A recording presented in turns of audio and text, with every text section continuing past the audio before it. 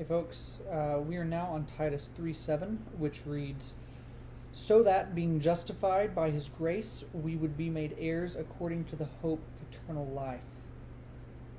This verse begins with the well-known hina particle that is common in biblical Greek. It often signifies the beginning of a purpose clause, and that's exactly what we have here. Paul demonstrates the purpose of God's saving work as detailed in these poetic verses of 4 through 7.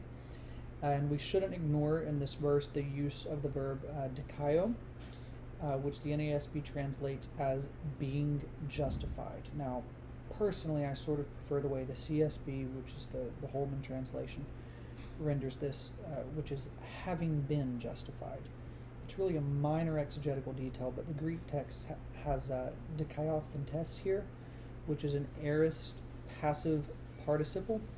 Now, we've talked about how the imperfect tense in biblical Greek usually suggests an action that begins in the past but has not necessarily reached a definitive conclusion. It could be ongoing, perhaps. The aorist is another way of thinking in biblical Greek about what we might call past tense in English, but like the imperfect tense, it's a little more specific. The aorist tense conveys a simple action in the past. In other words, it is not ongoing. It is a single snapshot of a past action. Now, we can get that from being justified, the way the NASB or the King James renders it.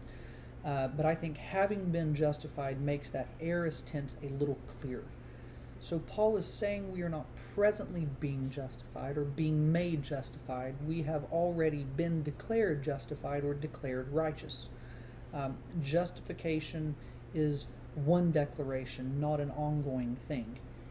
This is a key word. You'll see it cropping up in Paul's writings. If you know anything about church history, you probably know how important this word is.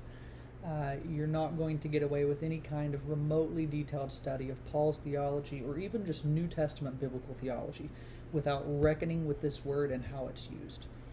And now, if you've studied any kind of New Testament scholarship in recent years, particularly what's called the New Perspective on Paul, then you're probably already seeing my presuppositions about how the doctrine of justification should be understood as a single event based on my exegetical comments here.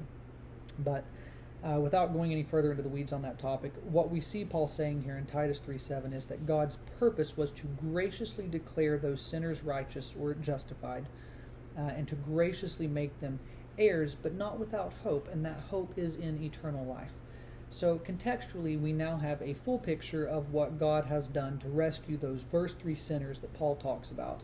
And he has laid down a foundation for why he insists Titus teach in the ways that he does in the previous chapters and in 3:1 through 2.